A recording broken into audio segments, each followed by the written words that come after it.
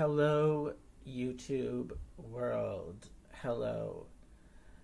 So, this is Tommy Thompson speaking to you.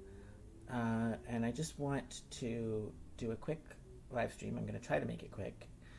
About my latest music video that I posted on my YouTube channel earlier today. And that is a video for the song Human Nature by Madonna. Now, this is not the original album version. The one that I posted today is for the version of the song that she performed as part of her Sticky and Sweet tour. It's called studio version, so it's not an actual recording from the concert. It's like a studio recording, but that is the version of the song that was performed during that concert tour. Now, I've also made previous. This is not the first video I've made for that song, okay? And they all basically have the same imagery, but we're just going to go through my most recent one just because it's easier and it's timely.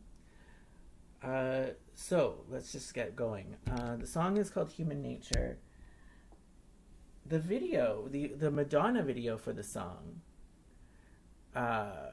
includes a lot of imagery related to S&M, so sadomasochism. You know, like she's wearing a black either vinyl or leather bodysuit, and the dancing is very suggestive of S&M style sex, and it was a very controversial video. So I think my video is better than that. My video is much more intellectual and has a lot more food for thought. So let's get into it. So first of all, let's just hear. We have to hear what she's saying.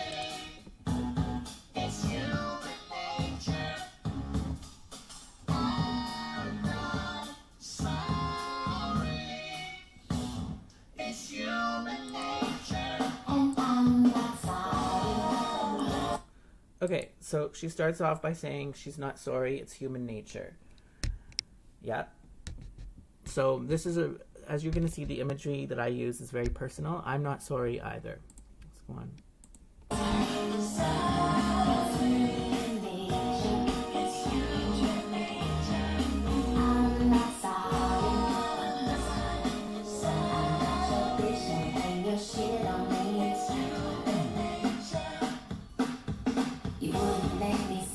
Words I long to say. You didn't want to see that through my eyes.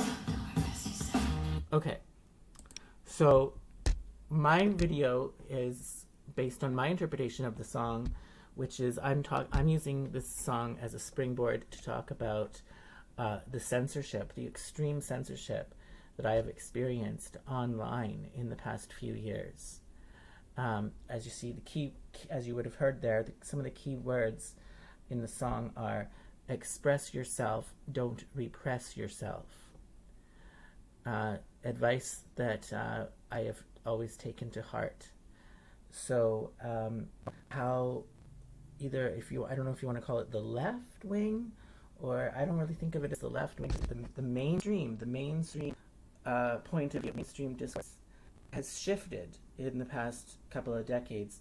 So in the 90s, when that song came out, free speech and freedom of expression were held high, like viewed as high ideals, positive things. And but not anymore. Not anymore. Now free speech is something that people don't seem to care about. They don't seem to care whether or not someone is being censored, and in fact many people probably support censorship, and so free speech is not regarded as a high ideal at all anymore, and that is a remarkable shift. But you know, in the 90s, in the mid-90s, when this song was released, free speech and freedom of expression were seen as high ideals that needed to be protected and preserved. So let me just back up here a little bit. So she says, you wouldn't let me say the words I long to say. You refused to see the world through my eyes. Right. They wouldn't, and I wrote this image that you see here, the text in this image. I wrote this in 2018. It's called Make Vancouver Canadian Again, which is obviously an allusion to Trump's slogan, Make America Great Again.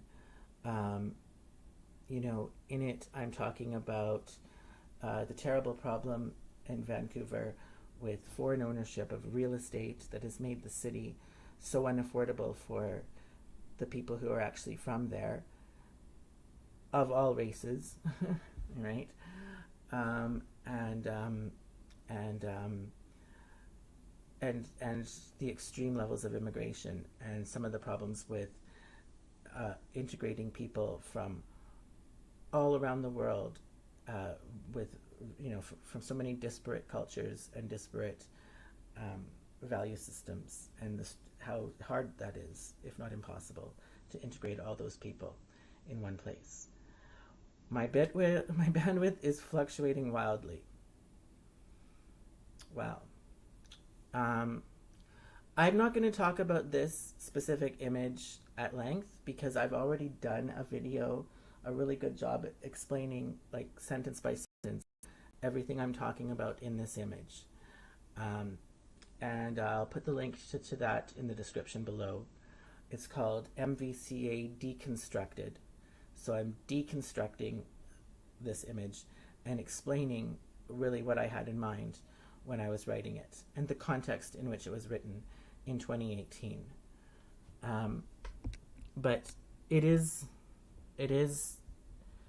the words I long to say, and it is my point of view, and it is I show in that video I just talked about, the MVCA Deconstructed, how everything I'm saying in this, and it's, many people have a tendency to assume that this is an example of racism, but to the contrary, it's about standing up for Canadian values, and which includes free speech.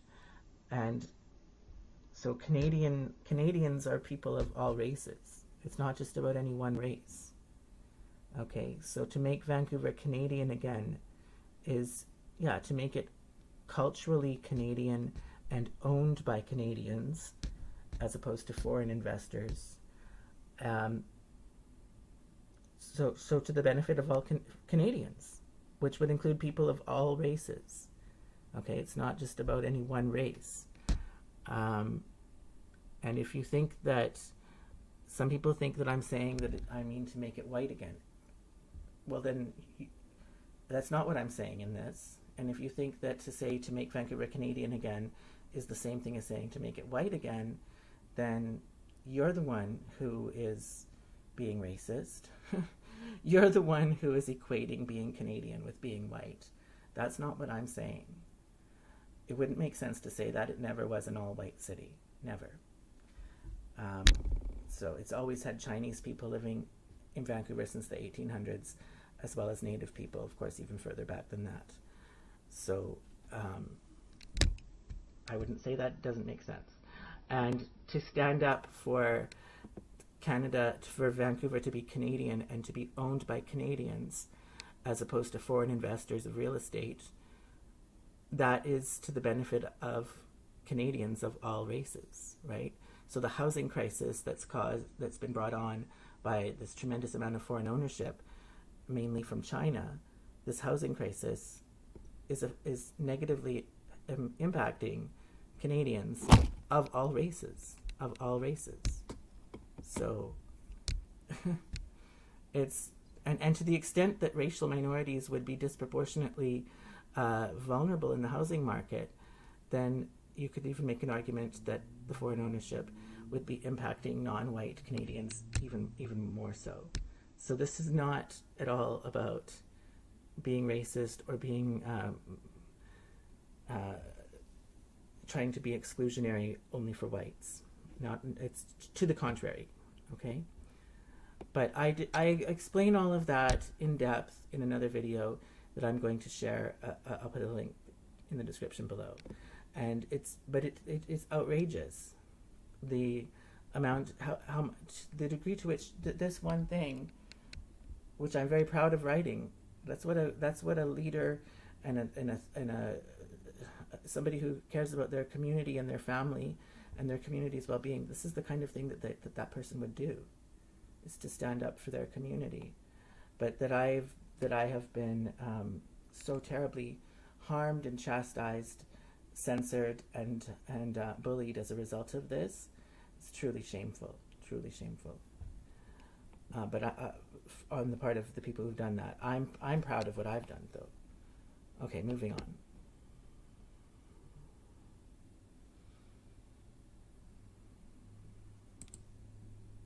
Didn't want to see life through my eyes. You tried to shove me back inside your narrow room and silence me with bitterness and lies. Okay, so we just saw a screenshot showing censorship, that I was having my account suspended on Twitter, and then there was a screenshot from Grindr, which is a gay dating app. Somebody saying, "Shut up, racist. You're a racist." So they were saying that because I shared that "Make Vancouver Canadian Again" image, which resulted in me getting a lifetime ban from Grindr, even though I was the victim of the bullying. And this was during what's it called? In the United States, it's coming out month or Pride Month, I think, in August. But there were all these commercials on TV at the time talking about Pride Month in the United States and the importance of being your authentic self. So that's all I was trying to do on Grindr, was to be my authentic self. And if you're not going to indicate that kind of stuff on Grindr, like, when are you supposed to tell potential mates about it? When am I supposed to reveal this part of myself to someone? When they're already at my home and they could have a violent reaction? Or should I let them know before they come over? So that way, if they are going to have a problem with me because of my politics, then okay, then they don't have to come over then. I guess we're not going to hook up. But certainly wouldn't want to spring it on them as a surprise when they're already at your place and when they could have a violent reaction on you. And Grindr has all sorts of other categories and ways for people to indicate their affiliations with different social circles, but there's no way to indicate your affiliation with being a Trump supporter, which I was at the time. I mean, I'm not so much anymore. I'm not really campaigning for Trump or like terribly supporting Trump for going into the 2024 election. I don't trust him after his performance as president the first time around. He really revealed that he's a traitor to his base and that he's really just all talk when it comes to the populist politics, but he doesn't really come through on it.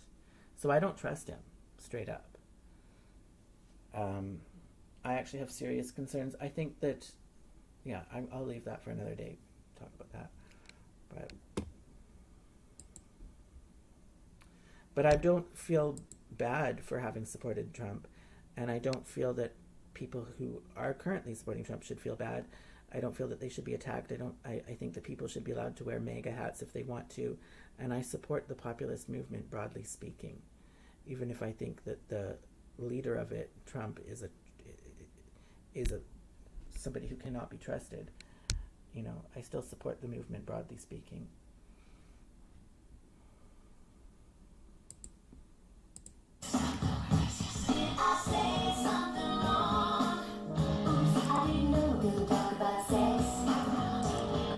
Okay, so that is a screenshot of my autoethnography, which is an essay I wrote in university for a sociology course back in 2006, based on my diaries as a gay teenager in the 90s. And when I was posting all this stuff on Twitter, I was so afraid, like I was closeted. as closeted as a Trump supporter. Been out of the closet as a gay person since I was 16, back in the 90s. That's what this autoethnography details, is my coming out process as a teenager. But I was closeted as a Trump supporter because I felt that it was just so unsafe to be open about that in Vancouver at the time. And I would say, having, come out of the closet as both gay and as a Trump supporter, even if I'm not one anymore, having come out of both of those closets, coming out of the Trump closet was much harder. Much harder. So that's really goes to say how terrible the oppression has been against Trump supporters.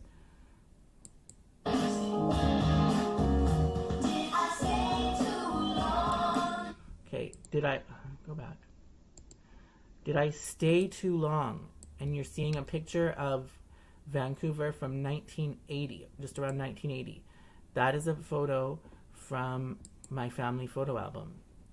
So the point there is, did I stay too long? So a lot of people would say, oh, well, it's your own fault that you have a housing problem. Vancouver is so expensive. Why did you bother? Why did you stay there as long as you did? Why didn't you move? Why didn't you move to Alberta?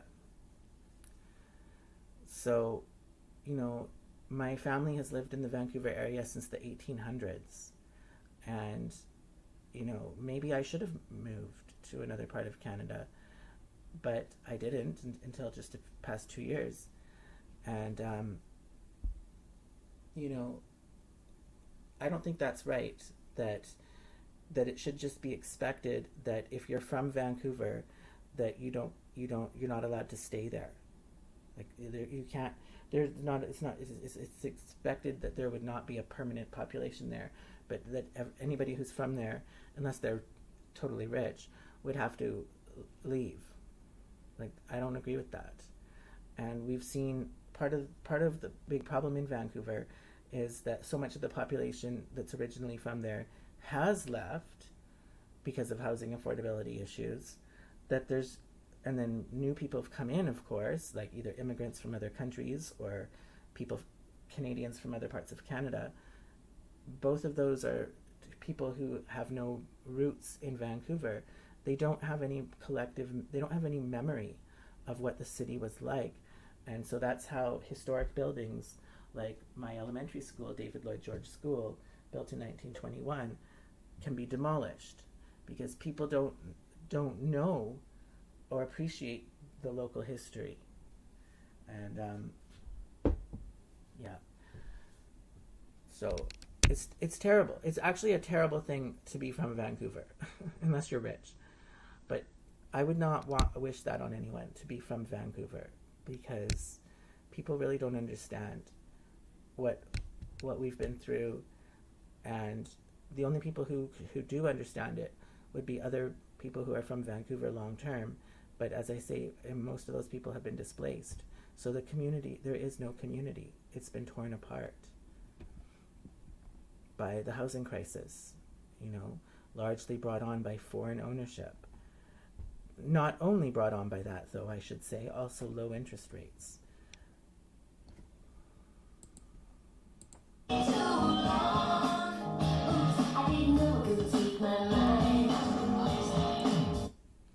So I actually voted for Justin Trudeau for his first term as Prime Minister when he got in, voted for the Liberals. And for me, I had been an NDP supporter my whole life. That was the first time I voted for the Liberal Party, and that was a big shift to the right,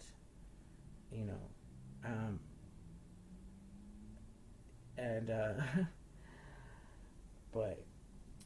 But he's just turned out to be, and it was a shift to the right because the NDP was doing nothing but identity politics and trying to defend Quebec. And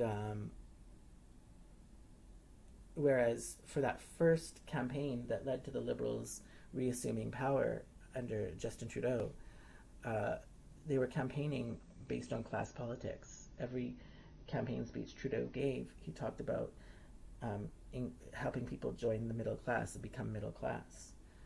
And so that spoke to me. So, I mean, yeah, it was a movement to the right, but it was also very much connected to how I was also have politics that are considered left wing as well, but in terms of class politics, not the identity politics that has taken over the left, like leftist parties like the NDP in recent years. And unfortunately, though, it turned out to just be nothing more than talk from Trudeau and the Liberals. I don't think the middle class has expanded at all since they've come into power. If anything, it's shrunk, as people who were formerly middle class are now struggling with housing and the cost of food, which is through the roof. And so it's actually, people have been thrown out of the middle class and have become impoverished since the Liberals have come into power. And I would be one of those people. And we're not allowed to talk. Censorship is off the charts under Trudeau. Like, most of the things that I'm talking about right now, not allowed to be said. And again, I was, part of the reason why I voted for the Liberals was because I was disgusted with the Conservative party that was running Canada before Trudeau came to power, and Stephen Harper was the Prime Minister, and that was also a political party that was hostile towards free speech, and was an extremely controlling government. And but it's only gotten worse. This hostility to free speech has only gotten worse under the Liberals.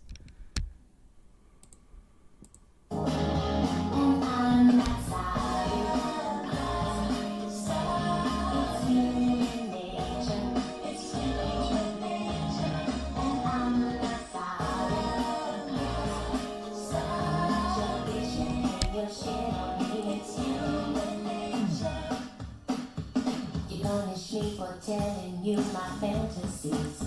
Okay, you punish me for me telling you my fantasies. Right, and so the picture is Canada for Canadians. So that would be my fantasy. My fantasy is, wouldn't it be nice if Canadians had a country? Right? Like if Canada was oriented primarily for the benefit of Canadians, as opposed to the current state of affairs and how it's been for a long time, Canada being oriented for the benefit of primarily for people who are not Canadian, whether that be those who are simply investing in the real estate and have nothing to do with Canada other than just investors, or immigrants.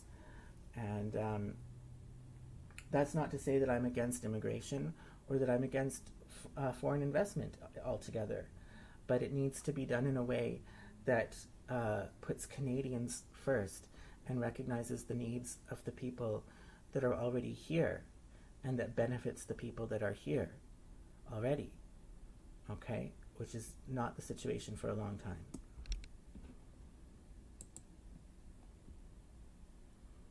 For telling you my fantasies. I'm breaking all the rules I didn't make. I'm breaking all the rules I didn't make. And then there's an image, content disabled. So that is what you get on CBC, the Canadian Broadcasting Corporation, when something that you comment under a news story is being censored. And I certainly got a lot of that.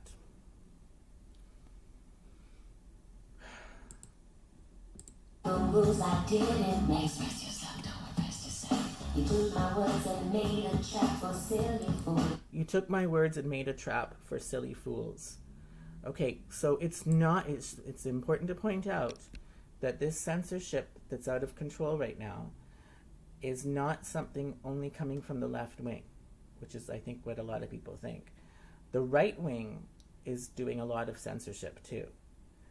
And so, but there was all this censorship going on Twitter and whatnot. So in response to that, there were several social media platforms that were created that were of more of a right-wing persuasion, and that were billed as these places where free speech is allowed to flourish and where your commentary would not be censored. And one of those social media platforms is Getter. Okay, but I I quickly found out that censorship was just as bad on Getter, if not worse, than Twitter. So, I'm very much opposed to the war in the Ukraine, as I am opposed to basically all war. I'm a pacifist, and so I was writing commentary that was very critical of the war in the Ukraine, and that was being censored on Getter. And Getter, unlike at least Twitter, tells you when you're being censored. Like they'll let you know, oh, your comment violated our rules, and so it's going to be deleted. Or you're going to be suspended. Like they'll tell you. Getter doesn't do that. Getter just deletes the comment the next day and hopes that you don't notice. Okay, so they have a very underhanded way of doing it, and they're just so hypocritical. They're so hypocritical. It's just so to be clear, I'm not considering myself to be left wing or right wing, like anymore. I used to, for most of my life, consider myself to be left wing. Then the left became totally preoccupied with identity politics and started engaging in violence in the Trump years. And so, the violence was the last straw. I cannot tolerate violence. And so I walked away from the left and I started orienting myself more to the right wing at that time in 2018. But then when I was on the right wing, I started finding out that, they're just as bad as the left wing in terms of censorship. So I had to walk away from the right wing also. And that doesn't mean I'm going back to the left wing, though. I'm beyond both wings. I'm an independent thinker, and I don't identify with either side. Okay? Broadly speaking, my opinions, some of them could be classified as left wing, and some of my opinions could be classified as right wing. Okay? So I agree with the left wing on some things, I agree with the right wing on some things, but overall, I'm neither left wing or right wing. I think they're very problematic, and I think that, like in a society as complex as our modern society has become, that there needs to be more than just two perspectives. There's way more than two perspectives on any given issue. There could be 10 or 20 different ways of thinking about something. So I just find that to be too limiting to put everything into one of two categories. Okay. You held me down and tried to make me break. You held me down and tried to make me break. Having my account banned for life, like I'm still banned on Grindr, has been quite devastating because, it's not easy to meet other gay people, especially in the era of the internet and COVID and all of that.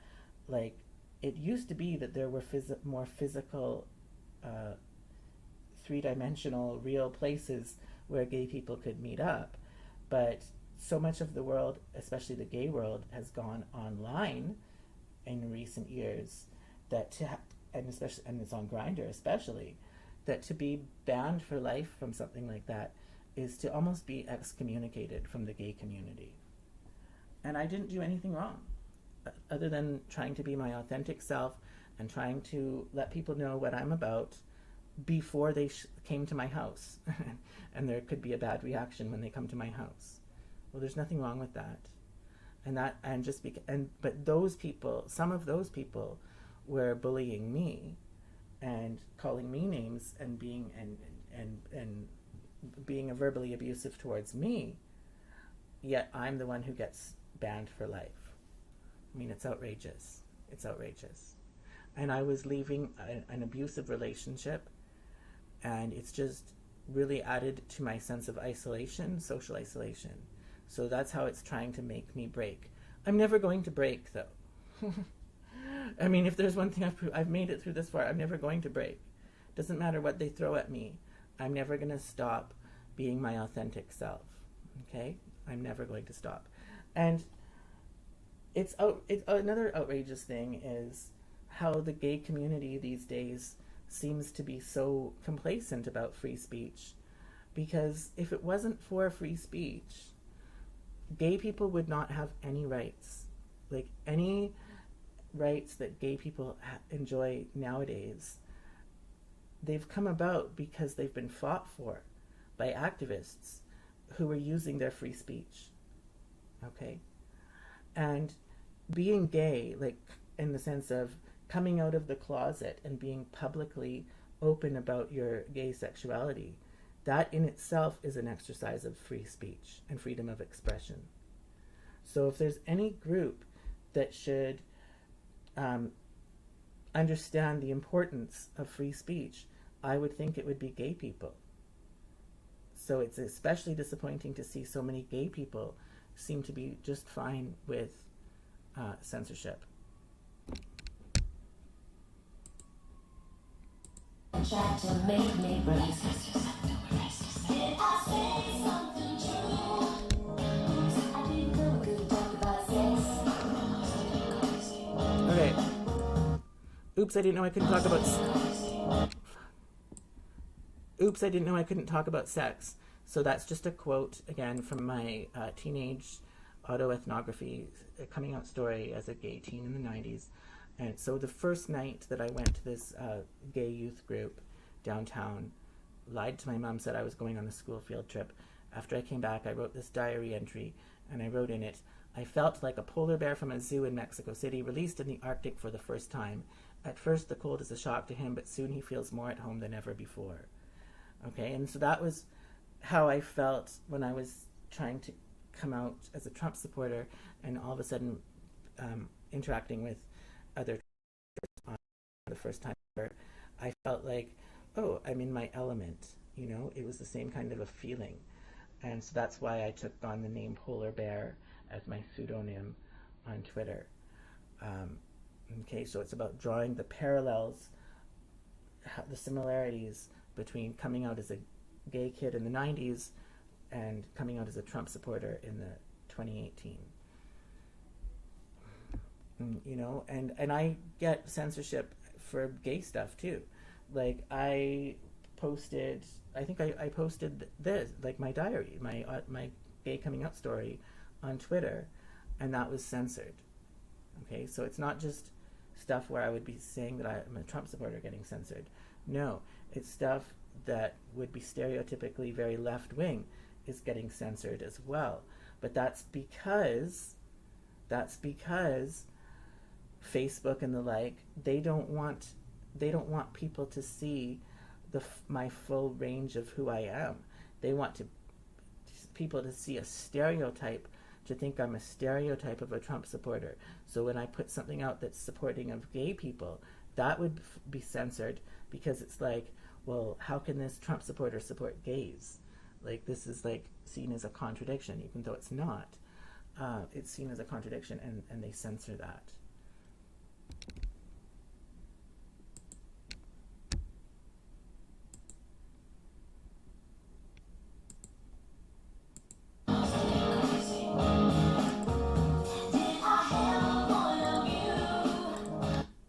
Did I have a point of view? So that is simply a screenshot of my thesis for my master's degree, which was done entirely on scholarship. I'm the first person in my family to go to university, let alone get a master's degree all on scholarship. And in that thesis, I'm detailing a humanitarian tragedy, which was the redevelopment of the Little Mountain Housing Project in Vancouver, which is, I've talked about that at length before on here. I can't get into all that right now. But it does have to do with these populist issues as well, because Little Mountain was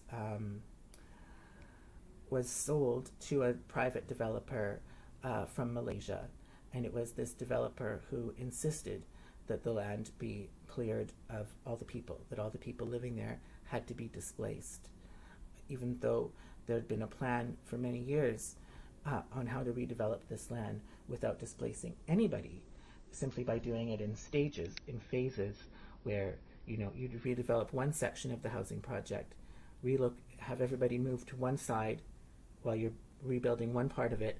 Then when that part's finished, have them move over into the finished part. You work on the rest. Yeah. Well, so that could have been done, but for the fact that this foreign developer was insisting that the site be cleared of all the people. You know, it's a humanitarian tragedy, and again, it's one that would have been affecting people of all races. Little Mountain is a very diverse community made up of people from all races, and so the idea that I would be racist, like I'm standing up for a very diverse community here.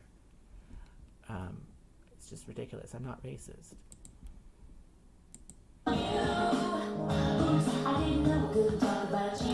Oops, I didn't know I couldn't talk about you. So that was corrupt Coleman, Rich Coleman, who was a very terrible man. I mean, housing crisis. Yeah, it looks like he ate a house, doesn't it? So he's the mastermind behind the terrible redevelopment of Little Mountain. And he's also was the housing minister in BC when foreign ownership was going out of control. In addition to being the housing minister, he was also the minister in charge of gaming and casinos, which, you know, the foreign ownership in housing, a lot of it was due to money laundering, money out of China, trying to get it around capital controls from China, and but real estate was not the only avenue where they did this money laundering. It was also done through casinos. So how interesting that he was the minister for both of those things, and both areas that were where money laundering was running rampant, to the negative impact on people living in BC, who are the people who he's supposed to serve as a part of the BC government. And he cannot feign ignorance of the law, because before getting into politics, he had a big career in the RCMP. So he would have known that these things were illegal, and he turned a blind eye to it. So he's a very corrupt man.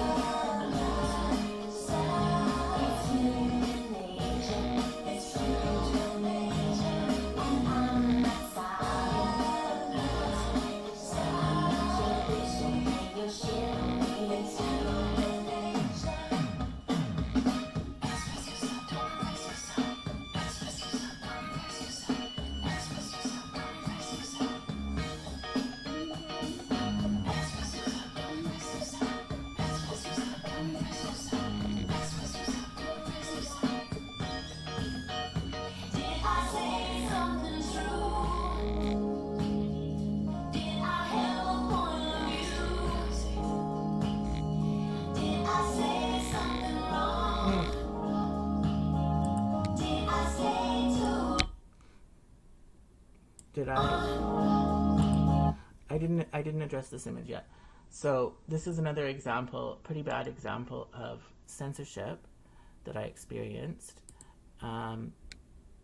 This was a comment that these are comments that I wrote on CBC news article during the BC election of 2020, which, you know, so the BC is the Rich Coleman, corrupt Coleman, who you just saw, he was part of the BC Liberal government that lost power in 2017 to the BC NDP, more of a left-wing party that came to power very much based on people's disappointment and frustration with the housing crisis. And then now the NDP were campaigning for re-election in 2020, and their performance in their first term regarding the housing crisis, which is why people voted for them in the first place to a large degree, was terrible. And I was simply pointing that out on a CBC news article, which is my right. I'm a citizen of BC. I'm an engaged person. Why should I not say what my opinion is about the election? That was censored. So, and I mean, to think that this is a right-wing, I mean, whether it wouldn't matter. It shouldn't matter if it's a right-wing comment or not. But just in case people are unclear, this is not a right-wing comment. This is a very left-wing comment. In it, I'm saying that I'm going to be voting for the Green Party. Yeah, and that was censored. Let's read it. The BC NDP have been an unmitigated failure on the housing file. They reneged on their 2017 campaign promise of $400 for rent. Right, 2017 came to power. In 2017, one of the things that they were promising was $400. I don't know if this was going to be a cash rebate or a tax credit, but either way, $400 for renters. They've never come, even still to this day, they've never come through on that. Then they let the Little Mountain Housing Project fiasco to continue to fester. They didn't even mention it their entire time during their first term in power. Whereas, before they came to power, they were quite critical about what was happening at Little Mountain. And you can see there's a news clip that I've run quite often. That was in the 2017 campaign period, where just before they came into power.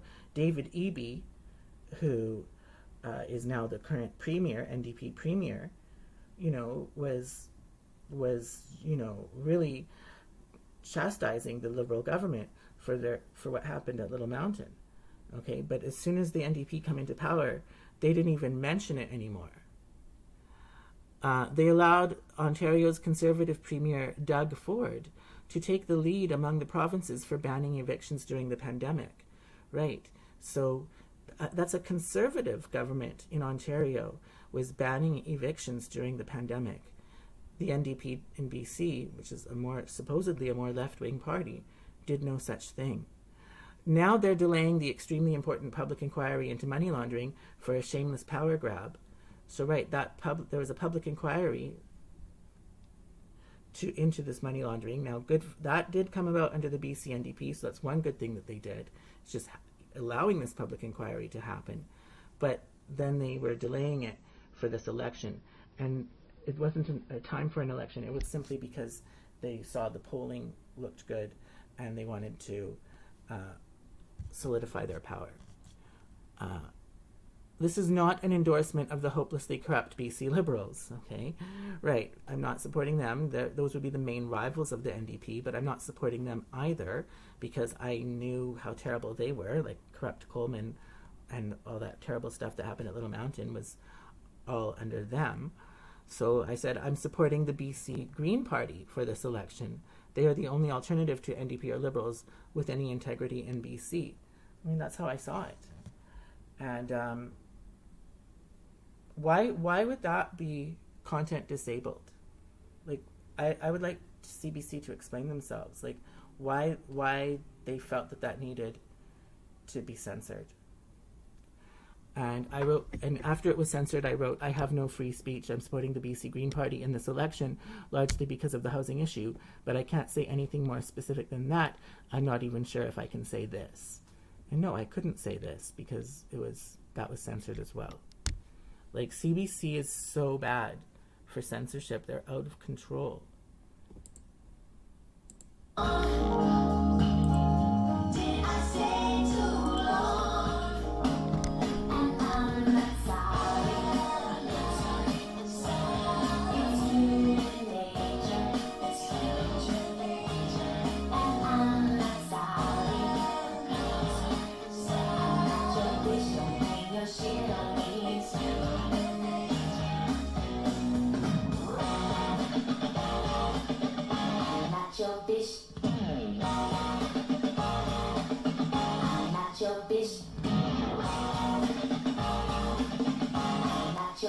Don't hang your shit on me. It's you.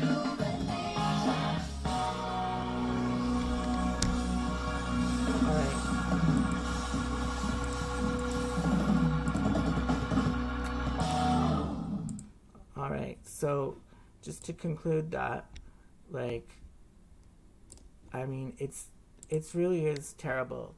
The censorship I've experienced is quite extreme, and the way that the things that I stand for in terms of community and inclusion and nonviolence, and how that's all been perverted and twisted around to portray me as though I'm racist when I'm anything but, and the exact opposite of that.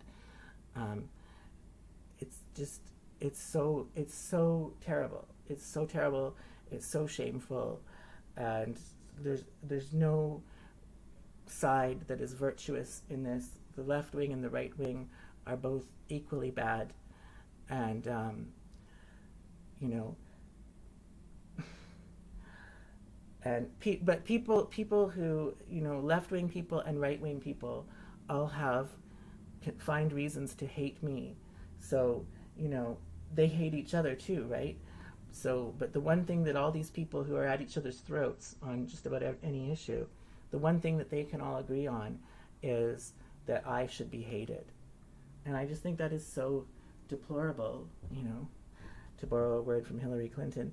I think that is just so deplorable, because the fact that all these people, that they decide that I'm the one, that's the one thing they can agree on, is that I'm the one who should be hated and punished and censored, when I'm the one who is just trying to stand up for the truth and for the well-being of my community.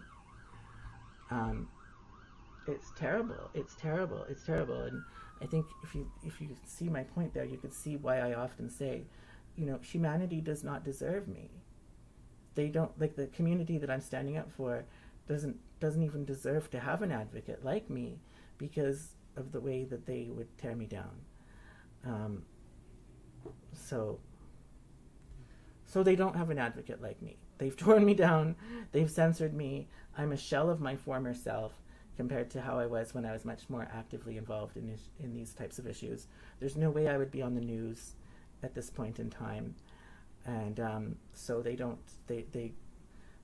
Canada and BC and Vancouver are missing out on the benefit of having this extremely smart person be active on behalf for the betterment of the community and the country.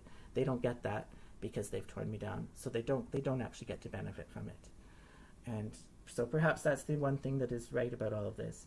They don't deserve to benefit from me, and so they don't benefit from me because of their very actions. All right, that's all I have to say.